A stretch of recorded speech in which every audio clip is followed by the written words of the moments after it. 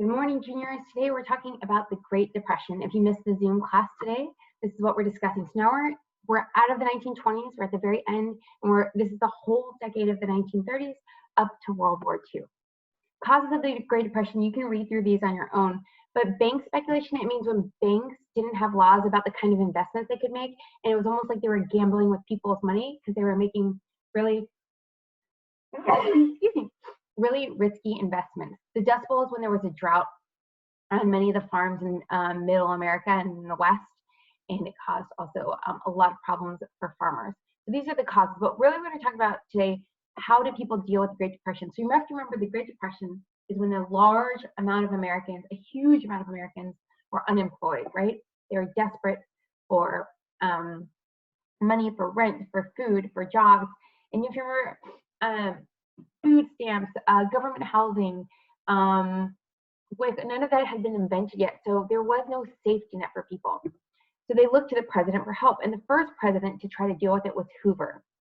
And he did not believe in direct aid from the government. He said that makes people weak, that makes people needy and lazy. So he did not want to give a direct payment from the government to those who were hurting financially. So his first solution was, well, just go to a private agency, go to like the Salvation Army, go to a charity, go to your church, and they'll take care of you. The second solution was a Holly Smoot tariff. A tariff is a tax on an imported good. So he taxed all these foreign goods, hoping people will buy things made in America, but then all the foreign countries taxed American goods, so no one outside of the US was buying American goods. So it's actually hurt America in the end because foreign countries taxed American goods abroad. So his two solutions, associational action, go to your churches and nonprofits for help, and the tariff, neither of them worked. And in fact, these huge tent cities would spring up for homeless people, and they would call themselves Hoovervilles because they said it was Hoover's fault that they were homeless. Here's a picture of Hooverville here. Another picture of people making their houses out of cardboard or whatever tin they could find. FDR becomes president after Hoover. Hoover is so unpopular, he doesn't win re-election.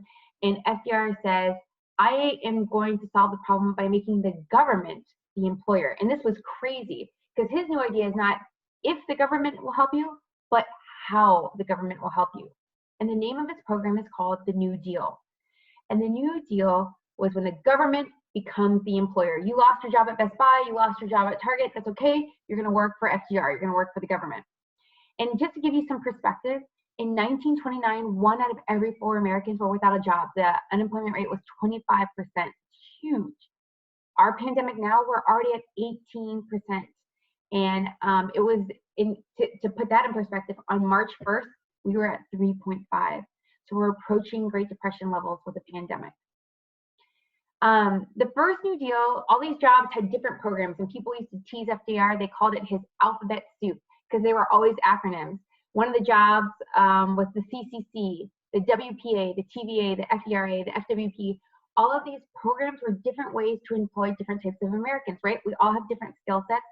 So the CCC was the Civilian Conservation Corps, and they would work on national parks and forests. The WPA, or the Works Progress Administration, they built schools, airports, bridges, parks. So people who didn't have a job could go work for that. TVA, they brought electricity. Electricity wasn't everywhere yet. It was mostly in cities. So they helped electrify America. They took it to rural places. The FDRA, FDR said, you know what? A construction worker is hungry, but an artist, when they're hungry, they feel the same pain. So our artists, our musicians, our actors, they need a job. So he had them put on plays and travel across America. Many people had never seen a play before. And then he had them paint murals. He used the artists to paint murals in our post offices and our libraries. And then he had this brilliant idea. He's like, we have lots of writers out of work, right? How do we get them? People can't afford to buy books. How do we get them a job? And so he had them record histories, the local songs, the local folklore, the local histories of cities. In this other one, there were many people who had been enslaved, but then they were liberated at the end of the Civil War, and they were very old, and this generation was dying out. And so FDR had the FWP, the Federal Writers Project, record their histories, so we wouldn't ever forget what happened in America with slavery. So the first New Deal, you would recognize some of their work. They helped build the paths in the Grand Canyon, in the paths in the Shenandoah Valley. They worked on forests. The TVA, here's an example of a dam and electricity that they would get from the water from the dams. They recorded this woman's history. What was it like to be born as a slave and then to be freed by the Civil War? The WPA, right? They would do the murals. The WPA, look at all that they accomplished.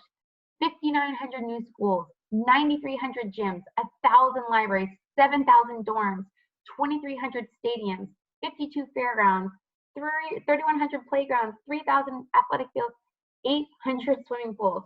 So he greatly expanded the federal government to be able to employ all of these people, right? Millions of Americans. And we know some of this work today. So if you go to Gooseberry Falls State Park, that was a WA project. The Armory in downtown Minneapolis was a WPA project. Central High School in St. Paul, WPA built that school.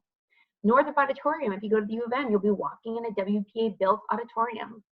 This is a mural in a post office in North St. Paul, and this was painted by one of the artists in the FDRA.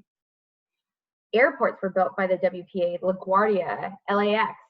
You can see, this is one of the longest bridges in America. It was built by the WPA. It connects the islands off of Florida, the Florida Keys to the state of Florida.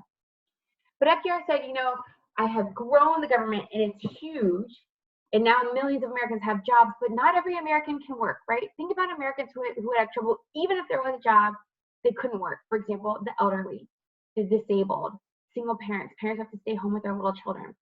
So he made a second New Deal to help these people. The first one was the Wagner Act, and this protected unions. You could join a union, not worry that you would get fired. But probably the most important of all was Social Security. This was the idea that you would get a monthly check for the government if you were old, if you were a single mom, if you're disabled. Because once again, FDR recognized that not everyone can work. And so he wanted people to have a safety net to make sure no one fell through. The question is, right, not if the federal government will help you, but how.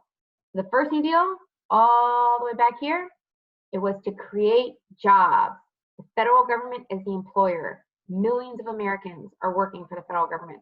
The second New Deal is to create economic security, protect those who cannot work, the elderly, the disabled, single parents. This is a famous poster, a monthly check to you starting at the age of 65. So you can't work anymore, you're elderly, you know that the government will take care of you. What truly ends the Great Depression, FDR definitely helped. Hoover's plans did not help. Unemployment continued to go up. FDR's plans helped to shrink unemployment, more Americans got jobs, but he still wasn't able to fully turn the economy around. What ended it was World War II. When America joined the war, so many jobs, right? America needed soldiers, nurses, doctors, mechanics, engineers.